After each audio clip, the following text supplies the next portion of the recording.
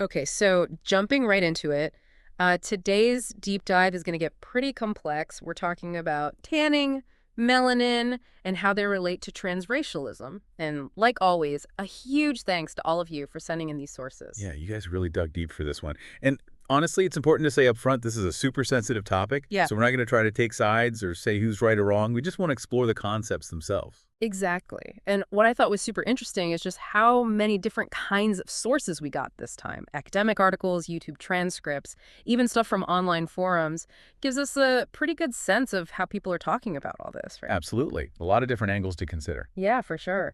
So I guess the first thing we need to do is kind of define our terms here. Like, what exactly is tanning? So the basic Wikipedia definition of tanning is basically just skin darkening, Mm. right? It happens when your skin is exposed to UV radiation, whether it's from the sun or from those tanning beds. It's basically your body's way of reacting to that exposure. Okay, so that's what we see the tan itself, but what's actually happening under the skin? Melanin. Melanin, right? That's the key. Melanin is this pigment that our bodies produce, Yeah. and it's what gives our skin, hair, and eyes their color. So, like, more melanin, darker skin? Basically, yeah. Mhm. And there are different types of melanin, too. The Wikipedia page goes into a lot of detail, but eumelanin seems to be the main one for us humans. And it's not just about, getting that summer tan. It sounds like melanin actually has a pretty important job. Oh, absolutely. Like, super important. Melanin is actually our natural sunscreen. Yeah. The Wikipedia article says it protects us from UV radiation and all kinds of other environmental stuff. It's basically our first line of defense. Wow, okay. So we're talking about this process where our skin darkens, melanin is involved, and it's all about how our skin tone looks. Now, one of the YouTube transcripts, I think it was from Simon Cushing's channel, brought up this idea of colorism. Oh, yeah, that's a really important concept. Yeah, I wasn't super familiar with it. What exactly does that mean? So basically, colorism is discrimination based on skin tone. But the thing is, it happens within the same racial group. Like the transcript mentions this thing called the brown paper bag club. Yeah. That used to be a thing in some black American communities, basically. You could only join if your skin was lighter than a brown paper bag. Seriously, that's messed up. Yeah, definitely not a great part of history. Yeah. And it shows how skin tone can be used to create these hierarchies, even within groups that already face a ton of discrimination.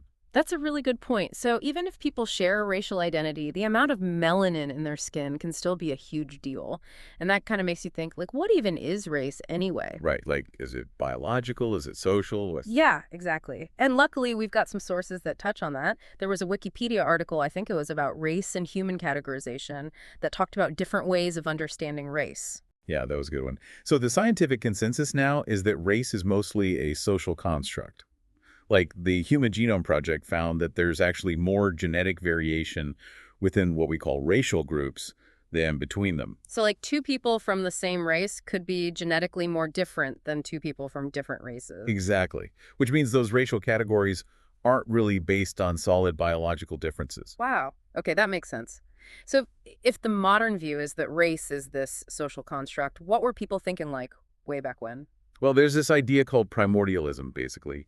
The idea that ethnic groups, and by extension races, have these like super deep roots and that their characteristics have been passed down unchanged for generations. It's like a pure, unchanged bloodline kind of thing. Yeah, kind of like that. But that view has been pretty much debunked, at least when it comes to race. The thinking now is that both race and ethnicity are largely shaped by social forces and historical contexts. Okay. And speaking of history, that same Wikipedia article mentioned that our current understanding of race didn't just pop up out of thin air. Oh yeah, it's definitely a product of its time. Hmm. The article talks about how the concept of race as we know it really developed during the age of European exploration and colonization. Makes sense. Like, as Europeans were encountering all these different people around the world, they needed some way to categorize them, right? Exactly. And the article connects this to the rise of classification systems in science back then. So while people have always identified with different groups, the idea that those differences are biological and fixed, that's a much more recent idea. Right. And it's tied to some pretty specific historical events and social forces. Okay, so we've talked about tanning as this biological process, we've talked about melanin, and we've touched on how race is more of a social thing than a biological one. Now, how does all this relate to transracialism? Right. So transracialism is basically when someone identifies with a race different from the one they were assigned at birth. There was a good definition on the Ask Trans Race website that talks about it. Yeah, I saw that one. And it sounds like for some people, this feeling of being a different race is really strong, like a core part of who they are. Definitely. And that's a key point that the Ask Trans Race site emphasizes. It's not just a superficial thing for these individuals. It's deeply felt and integral to their sense of self. One of the YouTube transcripts, I think it was Dr. Todd Grande talking about the Rachel Dolezal case, raised an interesting question. He basically said that if someone genuinely feels like they identify with a different race and wants to live that way, and it feels right to them, why should that automatically make them a bad person? That's a thought-provoking point for sure. Like, who are we to judge someone's internal experience, right? Right. Yeah. But then there's that other source, that really long thesis on transracialism by a trans Japanese woman. And it brought up some more critical points. Like, a lot of people who identify as transracial haven't actually lived as that race. So they haven't dealt with the same discrimination and prejudice. Right, that's a really important distinction. It's one thing to feel a connection to a race, but it's another to experience the world as someone of that race, Mhm. especially when it comes to facing racism. Totally. And that same thesis also brought up the idea that some people who identify as transracial might be more drawn to the superficial parts of a culture, the music, the clothes, the food, without really understanding the deeper stuff, the harder stuff. Yeah, that's a valid concern. Like, it's important to be respectful and avoid just cherry-picking the fun parts of a culture without acknowledging the history and the struggles. For sure. But then the thesis also made this kind of surprising point. It said that people who are really committed to a transracial identity, like beyond just surface level stuff, can actually be seen as more threatening to traditional ideas about race. Interesting, right? I mean, you'd think it'd be the other way around. I know, it's kind of counterintuitive, but I think the argument is that, like, when someone is super committed to a different racial identity, it really challenges the whole notion that race is fixed and determined at birth. It kind of throws the whole system into question. Yeah, that makes sense. And this whole discussion around transracialism Hmm. often leads to comparisons with transgender identity. Like, is it similar? Is it totally different? How do they relate? Yeah, I saw that in one of the articles. I think it was the Rogers Brubaker one. They called it the argument from similarity. So if society's becoming more accepting of transgender people, does that mean we should also accept transracial people? Or flip it around, if we don't accept transracial people, does that weaken the case for transgender rights? Right. And Brubaker points out that you can use that argument from either side. Some people use it to argue for transracialism, and some people use it to argue against transgender rights. It's a pretty powerful analogy, however you use it. But then there's that Professor Dave Explains video, and he offers a counter argument. Oh, yeah, what did he say? Well, his point was that gender, even though it's complicated, still has a biological basis. But race, as we've talked about, is mostly a social construct. So if that's true, then maybe the transracial transgender comparison isn't totally valid. Right, the nature of gender and the nature of race are pretty different. Yeah. But the Dr. Todd Grande transcript brings up another angle. He talks about how, for a lot of transgender people, it's about wanting to live and be recognized as the opposite gender, and society is starting to be more understanding of that. So he asks, could the same logic apply to transracial identity? Like, could someone want to live as a different race and be accepted that way, even if they don't have the physical markers of that race? That's a tough one. It seems like the big question is, can that internal feeling of being a different race ever really match up with the lived experience and the social realities of being that race? And that brings us to some of the objections and challenges people raise about transracialism. Like, one of the Simon Cushing transcripts talked about how racial oppression is different from other kinds of oppression because it's intergenerational. What does that even mean? So the idea here is that racial inequality, Mm, the effects of slavery, discrimination, all of that, it gets passed down from one generation to the next in a way that other forms of oppression might not. Like, obviously, gender inequality is a huge problem, but it doesn't necessarily have that same direct inherited impact. okay. And what was that example he used? The Canadian Indian residential schools, they were these institutions that basically tried to erase Indigenous cultures. And the damage they did continues to affect those communities today. That's why Canada has paid reparations to acknowledge that intergenerational harm.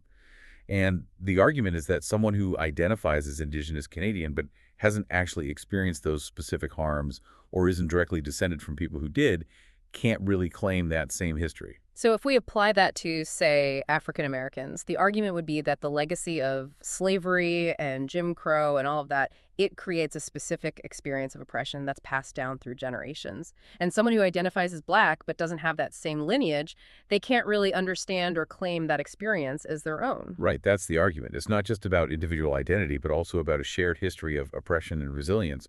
And then there's the whole issue of white privilege, which is a really tricky one. Yeah, that came up in the Simon Cushing transcript, too. Like, could a white person identifying as Black actually be seen as a form of white privilege? It's a really complicated question. The transcript even mentions the counterargument that by not transitioning, that person might actually be maintaining their white privilege. Like, by staying in the racial category they were born into, they continue to benefit from the system even if they don't want to. Wow, that's a lot to unpack. And of course, we can't talk about transracialism without talking about Rachel Dolezal. She's mentioned in a bunch of our sources, and her case was super controversial. Yeah, I mean, she presented herself as Black for years, even though her ancestry was white. And the Dr. Todd Grande transcript really focused on the deception aspect, like she lied about her background, and that was a huge problem for a lot of people. Right. And there's an article on philarchive.org that goes into that too. It suggests that her motivations might have been more complicated than just identifying as Black. Like maybe she was trying to gain something from it. But that thesis on transracialism had a different take. It argued that the reason Dolezal was so controversial was because she was actually pretty convincing. Like, her commitment to Black identity, as problematic as it was, came across as sincere, and that made people uncomfortable. Right, because it challenged those fixed ideas about race in a way that's harder to dismiss. Exactly. And there's another interesting point that came up in one of the YouTube transcripts. I think it was from the For Free Dune channel.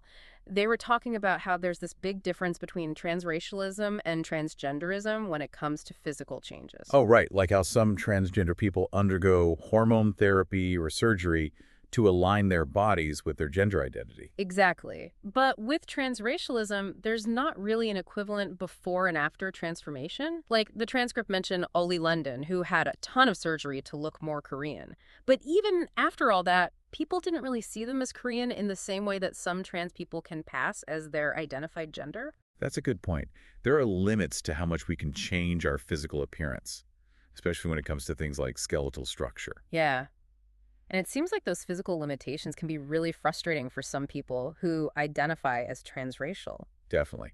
The Ask Trans Waste site and that online community, the diaracial community, Mhm. both talk about the feelings of isolation and dysphoria that some people experience. Like they feel like they're trapped in the wrong body, racially speaking. That makes sense. And they also talked about being afraid of being seen as inauthentic or appropriative. Yeah, and some people even worry about being labeled as mentally ill just for expressing this part of themselves. Yeah. It could be a really lonely and difficult experience. I can only imagine. And this is where I think the whole idea of melanin and physical appearance comes into play.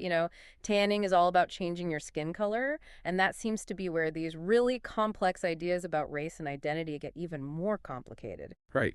And our RCTA, Understanding RCTA source, points out that the desire to change one's racial appearance isn't new. Like they talk about how African Americans used skin lightening products historically. It's interesting how those historical pressures can still be felt today. Absolutely. Ah. And it shows how much our ideas about beauty and belonging are tied to race. And then in the Reddit discussions from the biracial community, you see people talking about wanting to change their hair texture or their makeup style to better match their internal sense of racial identity.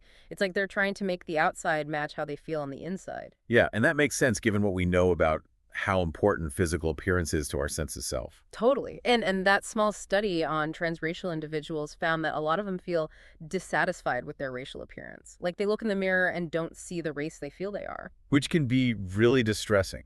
Yeah. And while we can't change our genetics or our skeletal structure, it makes sense that people would try to change other aspects of their appearance. Right, like through tanning or other cosmetic changes.